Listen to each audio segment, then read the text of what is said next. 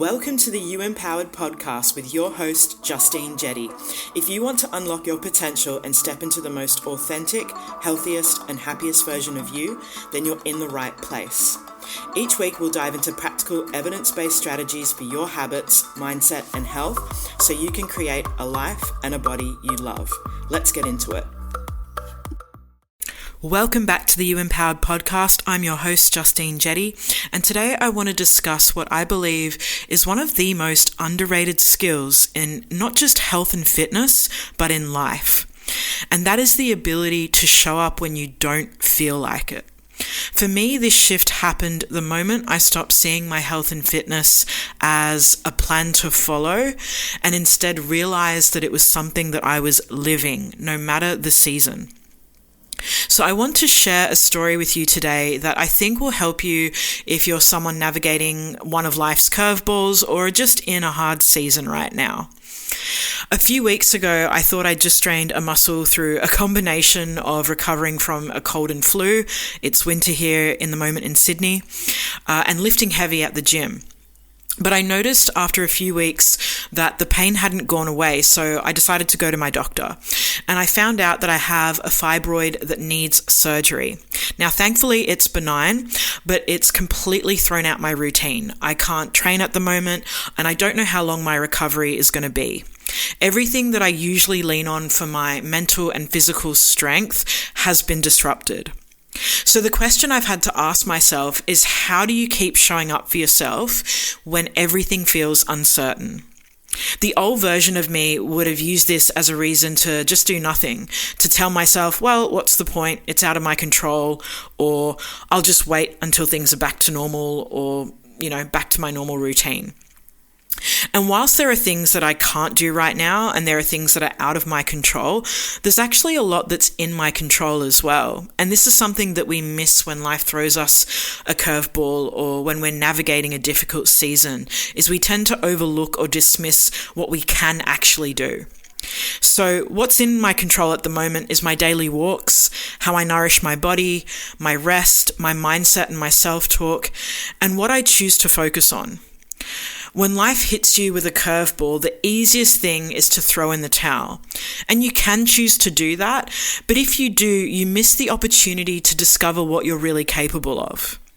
And this truth might sting a little bit, but if you keep throwing in the towel every time life gets inconvenient, you're not just reinforcing the belief that you're not worth it. You're also showing others that too. Because whether we want to admit it or not, our actions and how we show up and whether we reach our potential does actually impact others.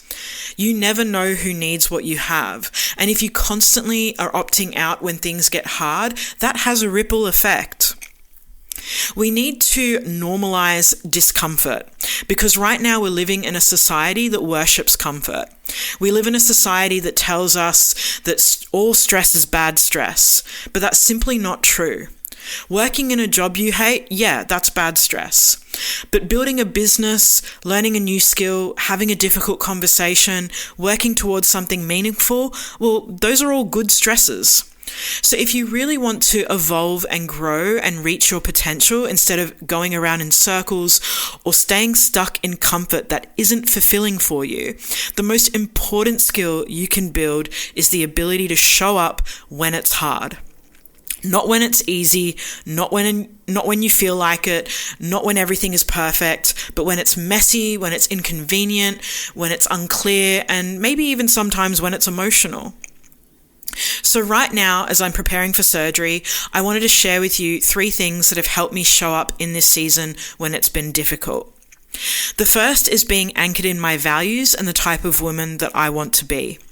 This helps you to shift your focus in the moment of asking, do I feel like it, to how am I going to feel after it's done? You're essentially trading short-term comfort to long-term self-respect.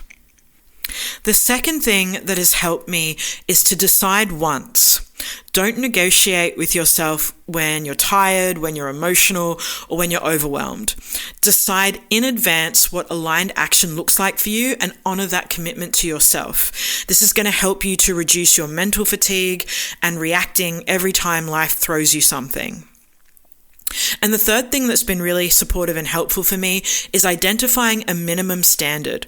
So identifying a minimum standard for yourself is when you can't do everything, something is always going to be better than nothing. So what's a non-negotiable minimum standard that you can set for yourself on a daily basis? Building the skill of showing up when it's hard is not built through steps. I just want to be clear here. It's built through your ability to make aligned decisions and stick to them. So when it would be easier to opt out, something that you can take into this week is asking yourself, who do I want to be and how would she show up in this moment? That's it for today's episode. If you're enjoying this podcast, I would appreciate it so much if you left a review or gave it 5 stars or sharing with a friend so this podcast can help more women who need it. Until next time, take care.